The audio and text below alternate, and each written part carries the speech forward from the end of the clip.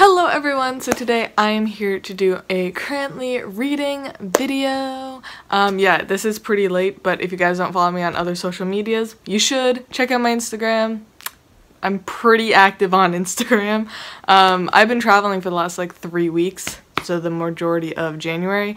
So this video is just late. I usually make these a lot earlier in the month, but that's fine. It's fine. We're doing it now.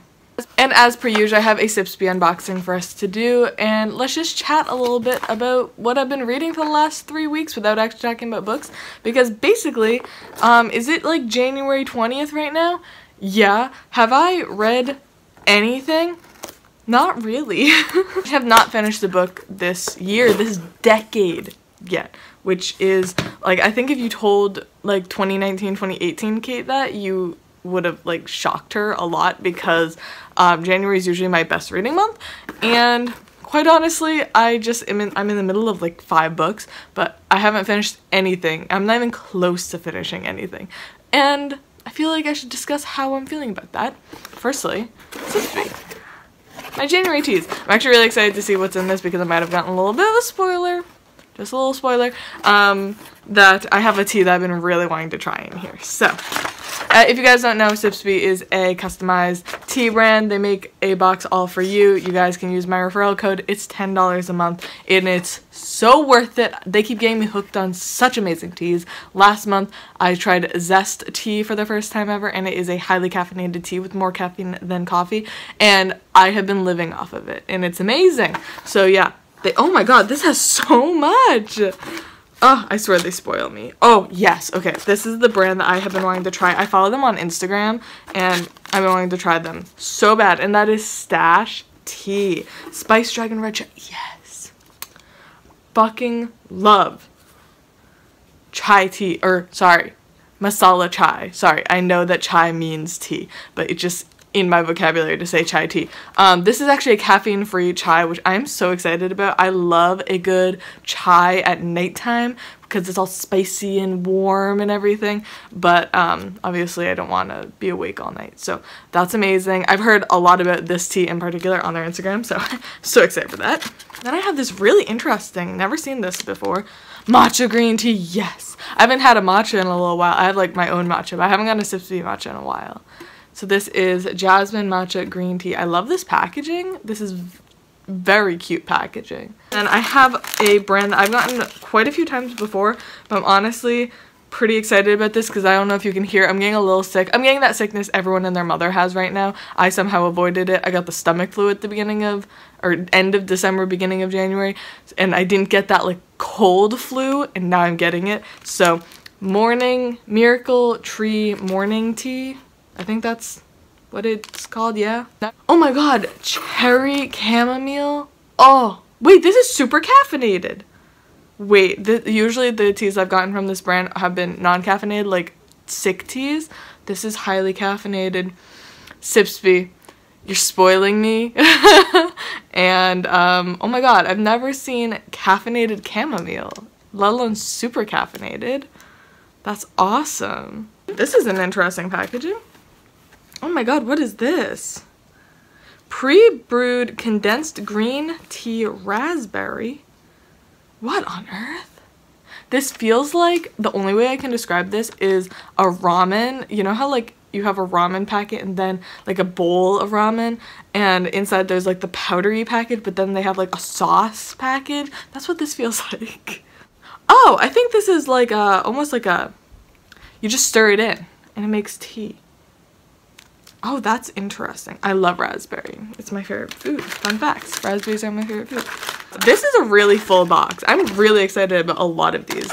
I'm really excited for the caffeinated, really excited for the chai, I'm really excited for the green tea or the matcha tea. Really excited to see what the heck this is. Wow, this was a good box. What the heck? If you guys are interested in sipsby, use my code and stuff down below for $10 bucks. Pretty cool brand. Again, you find a lot of teas that get you hooked on a lot of teas, and I've just found so many teas that I love through this brand, and I'm never gonna stop hyping them up. So there you go. Anyways, back to currently reading. Yeah, I haven't finished anything, and we're like 3 weeks into the month, but I don't really care that much. Is that bad to say? Should I say that on my booktube channel? I feel like 2020 is just the year that I'm not prioritizing reading. I am prioritizing my degree, and I'm prioritizing my friends and family and traveling and experiences over reading. And that can be seen literally from the first month of the year. I went and traveled for like 3 weeks. And I don't regret it at all. I much more, like, I prefer having those memories than reading a couple of books. But without further ado, let's get into the 5 books I have started this month. So I'm currently reading 2 books for like fun, pleasure kind of thing. And the first one is Violet by Scott Thomas. I'm like that much into it, like 260 pages into it. And I'm really enjoying this. This is a horror novel. I actually started this on Christmas Eve. I'm realizing how long this is taking me to read.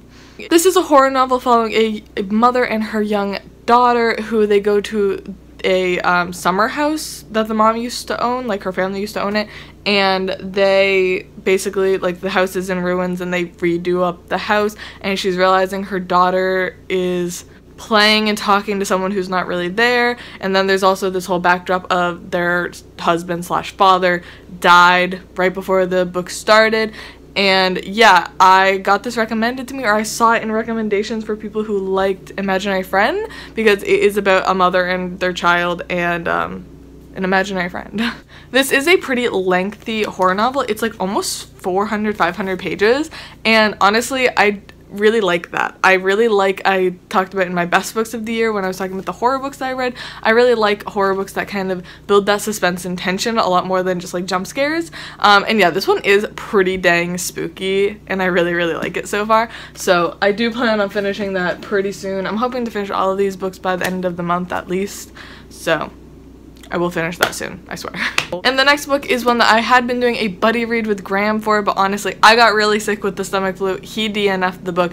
It kind of got put on hold, but I do plan on finishing it, and that is Dead Astronauts by Jeff Vandermeer. I've been seeing a lot of negative reviews for this. This is the second book to Born, which was one of my favorite books of 2018, and a lot of people are very simply saying this is not as good as Born. Graham was just saying it was really boring and like not it was just really confusing. Like, Born is kind of that dream-like, I don't even care that I don't know what's happening kind of book, and apparently this one just is a little bit too far.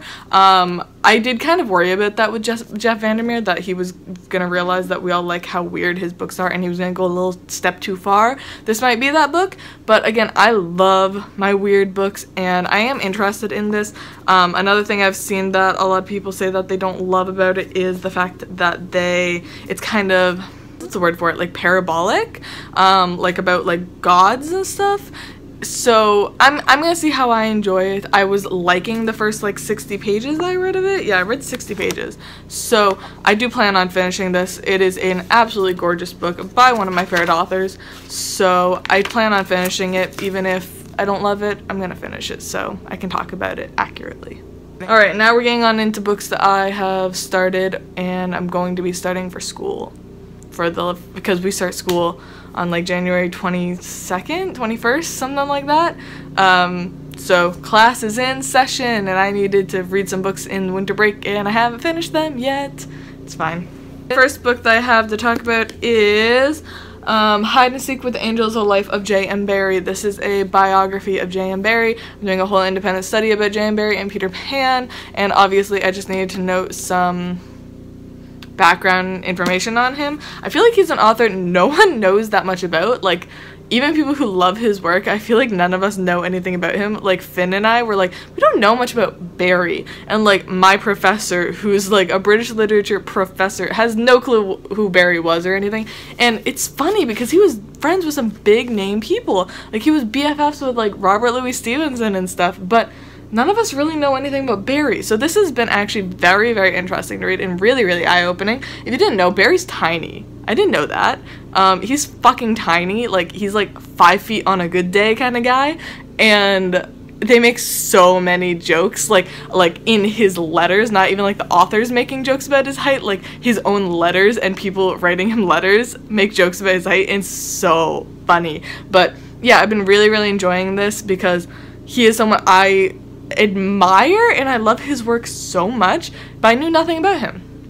And I've been really, really interested in learning all about Peter Pan and all of that. So, really enjoying this so far. And yeah, I'm like a little over halfway. Hopefully I'll be finishing that soon. And I do have another biography I need to read about him at some point. I actually don't know where it is. Where did I put that? The other Barry book that I'm currently reading is The Little White Bird by Barry. This one I'm only, 40 pages into right now, and oh my god, sometimes I forget, like, because I am just such a person who, if you guys saw my, like, reading goals, and you're gonna see a video in, like, 2 days talking about this, that, I just don't read classics because I don't really like them, and then sometimes that just really gets me in a headspace of like not trying them at all because I'm like every single one of them is gonna be exactly the same, and then I pick one up that is just so fucking beautiful and I love it so much. This, I have already like 40 pages in, I have highlighted and underlined so much. You guys can't really see it because I mostly was underlining, but like his writing is so beautiful and so amazing, and yeah, I'm so excited to read this. This is the first instance of Peter Pan and talking about Kensington Garden and everything. That is why I'm reading it, and yeah, that's basically it. I've never read this one before, so it's been very fun, and I absolutely just love that man's writing so much. He is so freaking talented. And the other book that I've actually started is The Mysteries of Udolpho by Anne Radcliffe. This is for my Victorian literature class, and no, it hasn't started yet, but he sent us a list of the books that we're going to be reading. There's some really big ass books on that list, including this one, and then Jane Eyre, and he sent us the list of like what order we will be reading them in. This one was number 1. I saw that it was, you know, almost 700 pages, so I decided to start it. I am only 82 pages into it, and yes, I am using a pen as my bookmark because I've been writing a lot in it. I've been annotating and stuff. There's my pen from Finn, thank you.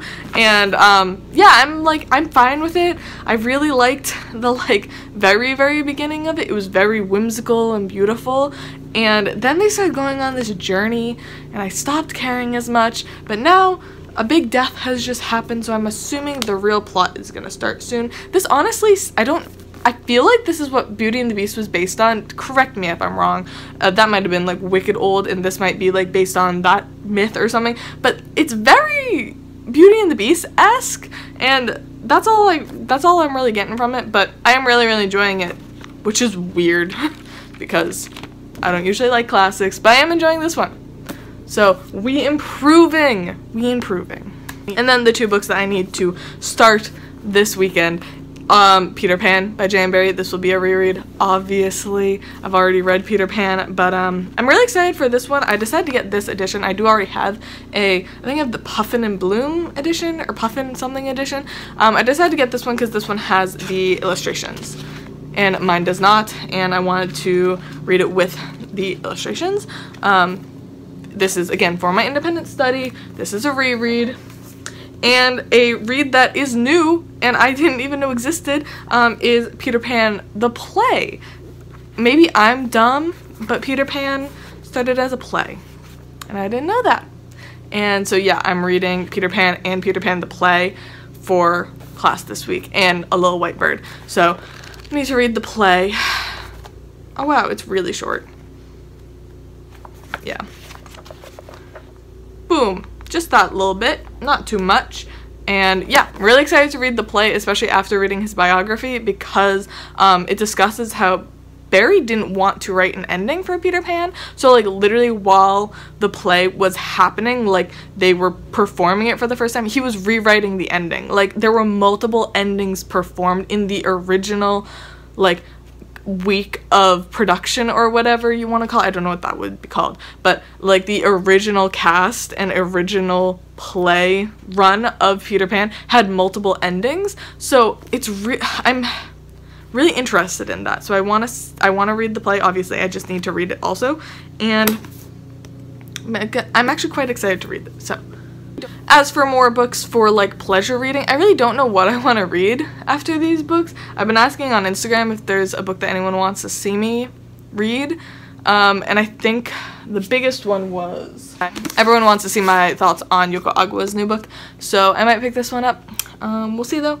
I do have like the biggest TBR I've had in years, so we'll see. I'm just gonna pick something. It might be this, might not be, don't know. I'll put it on the stack though. But yeah, anyways, I hope you guys all enjoyed this currently reading video. Obviously, tell me down in the comments below what you are currently reading, as well as if you've read any of these books and what you thought about them. Anyways, I love you all, and I'll see y'all soon. Bye!